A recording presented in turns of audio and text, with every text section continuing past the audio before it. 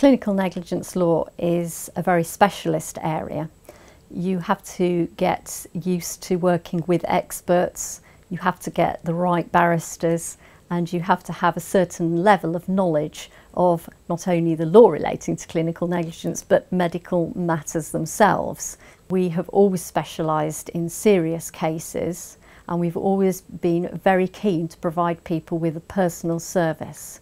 We've never asked people to visit us in the office, we've always been prepared to visit them at home.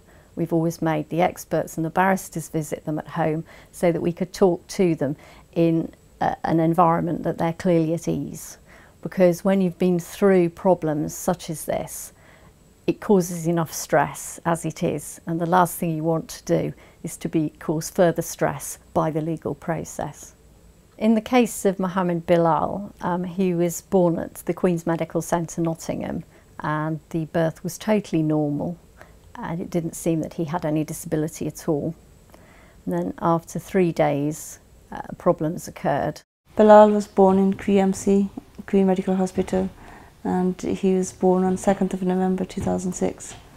And it was joy for us because he was a boy after 3 girls. Then the doctor moved him to a ward, and then they put a tube up his nose. They said because he's not feeding enough, probably this is why he's not picking temperature up. They put him into incubator, they put his tube up his nose and gave him milk through the tube. I've just looked back to see how Bilaal and the dad is doing, and I saw milk's coming down his nose.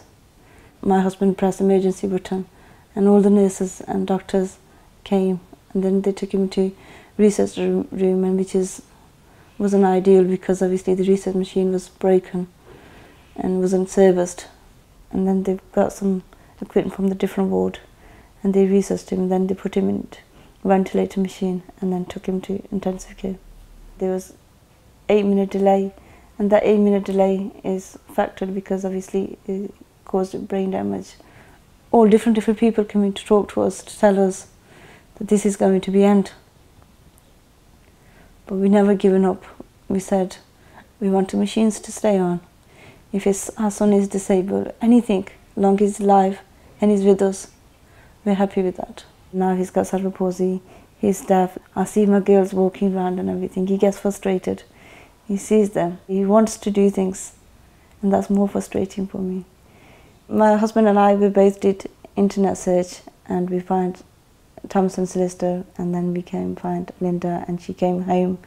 We used to go to different solicitors' firms and finding and going there, but she always coming to our house, and her family support she's given us is fantastic. She's not just our solicitor.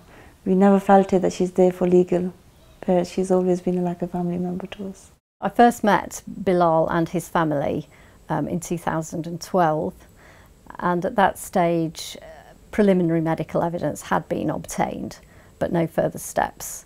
And the house they were living in was totally unsuitable. They had no hoists or equipment, and it therefore became very important that we were able to initiate a proper care plan and obtain an interim payment as soon as possible so that we could try to purchase a house which could be adapted for them and make life a lot easier for them. We were the third solicitor to have this case, which had been going for over 5 years when they came to us for assistance, and really it hadn't got very far down the line.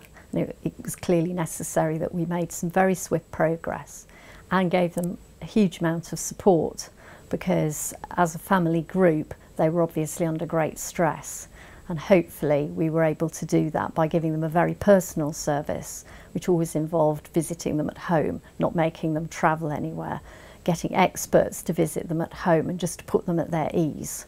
Now we've finished Bilaal's case, obviously he has obtained a very large sum of money which will change his life and the life of his family forever, and it will make a material difference to that and allow him to live as normal life as possible.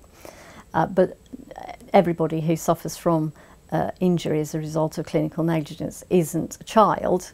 People can suffer from actions from birth right up to old age, and the really important thing is that Thompsons provide a personal caring service to people at whatever stage of life and whatever the injury is. Whoever is finding solicitor firm, it's very important to find out if they are medical negligence specialists, because a lot of solicitors company do tell you that they do, but they not because we experienced 2 solicitors firms and now we came around Thompsons Solicitors, and we feel relaxed, and within 2 years they have settled our case, and we really appreciate the work they've done for us. Hopefully now it's been settled and we can go into normal life. We can purchase a house for our son, and we can adapt it into his needs and his God, what he could enjoy in his life. We cannot make his life better, but we can make his life easy as possible.